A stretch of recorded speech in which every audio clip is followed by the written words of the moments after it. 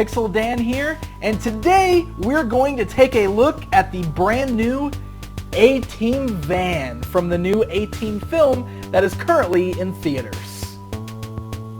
Now, this is definitely the one piece from this line I was very excited to see when the new line hit the stores. The action figures are decent looking, but the van almost seemed like a must-buy the minute I saw the photos. So thanks to my good friend Flavor Dave, I now have myself one of the A-Team vans, and we're going to take a look at it today. So we'll start by just taking a look at the way the item is packaged. As you can see, the van does come in a nice window box. You can blatantly, clearly see the van inside the packaging. Whereas on the back, we've got some great shots of the van itself and mentioning of what the actual details are, what the van does, including some sounds from the movies. Yeah! Can't wait to check that out. Now, one thing I do want to kind of point out on this box is a little interesting, and I know that I had to double take it, and I know some other people I've talked to have said the exact same thing. The way the item is packaged, the door is open, and there's a band strapping it in. If you're not really paying too much attention to this, it almost kind of looks like the door is broken off the van in the package and just kind of laying there. I can definitely see that turning some people off because they will pick it up and go, oh, the door's broken, and maybe they would think the same thing, but that is the way it's supposed to come. It's not actually popped off or anything like that. That's the way it's packaged in the box. Another thing to note is that it's awfully loose in there. As you can see, it kind of tumbles around a lot in the box. It's not a very sturdy package job at all. So that, again, could add to the idea that some people might have thinking that the door is actually falling off or that the box has been repackaged. I don't know. It's just something I thought was a little interesting. But that's a look at the box. Now, let's go ahead and rip this thing open so we can see what we're all ready to see, the van itself. Alright, A-Team van out of the package. Now, when I opened it up, I realized that the door actually was off of the van. It's not attached, as you can see. But I was relieved to actually see that the door says right on it, door is detachable. And if that wasn't enough, the van did come with instruction manual, which by the way is one piece of paper, that says side door is removable. So in case you really did think that the door was broken once you opened it, you've got two pieces of confirmation that the door is supposed to be off.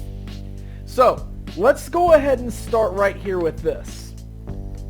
The way that the door actually works is that you've got a little track right here on top of the van. The door kind of just sits right inside this track and just kind of hangs there.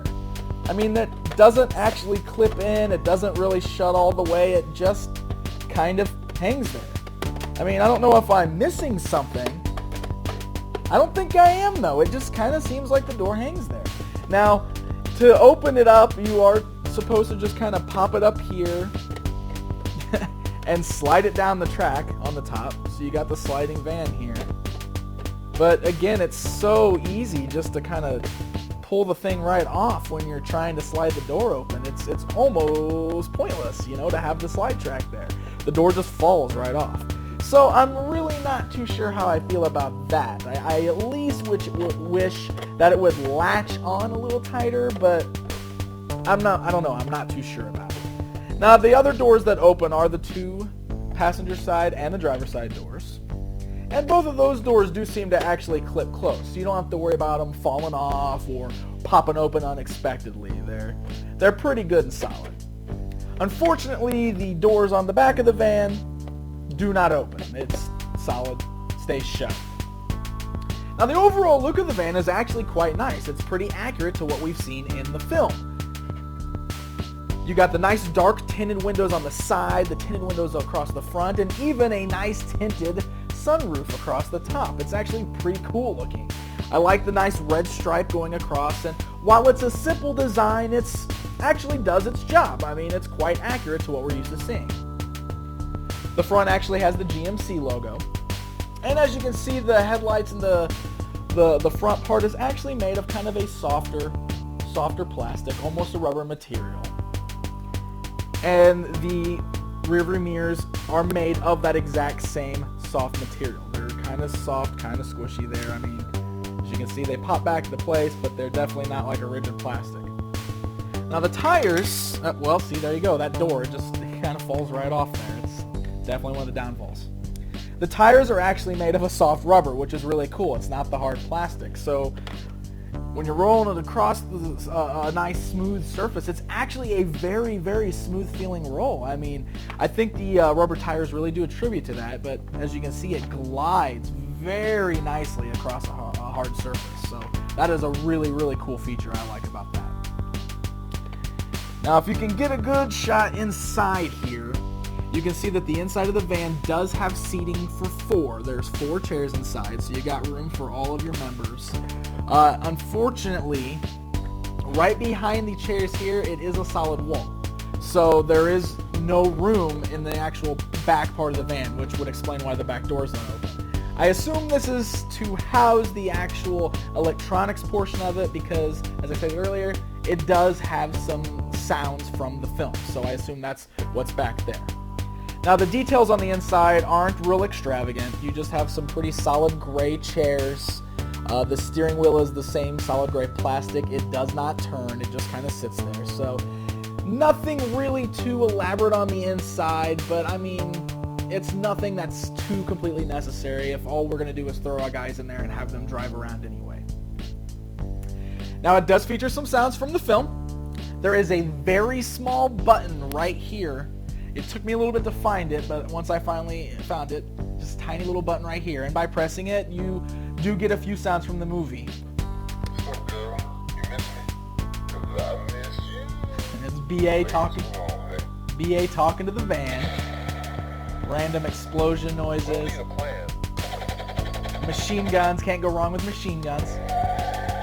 And a nice peel out sound. So that's kind of a cool little added detail to have the extra sounds in there. So overall, that is the van in a nutshell. I mean, if you've got any of the A-Team figures, then you have to have the van, obviously. I mean, you cannot have those figures without having their van. It's kind of an important part of the team.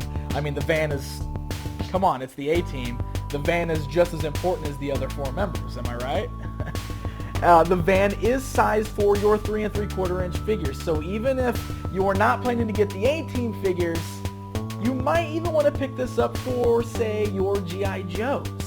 This would probably be an awesome fit for your G.I. Joe collection, especially if you want your G.I. Joes riding around in a van that looks like the A-Team van. Now, I don't actually have any G.I. Joes available, so my A-Team today is going to be Iron Man and this Shadow Stormtrooper. But just so you get an idea, we'll go ahead and put these guys inside the seats inside here. There's that door again. Can't just keep that thing on.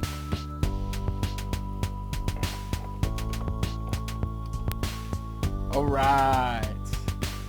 So Iron Man and Stormtrooper, can you imagine the crazy adventures these two would have? I mean, that's got wacky sitcom written all over it, does it not?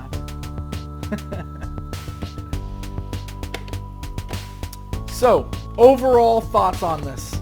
The biggest downfall, the detractor from this toy has got to be the side door.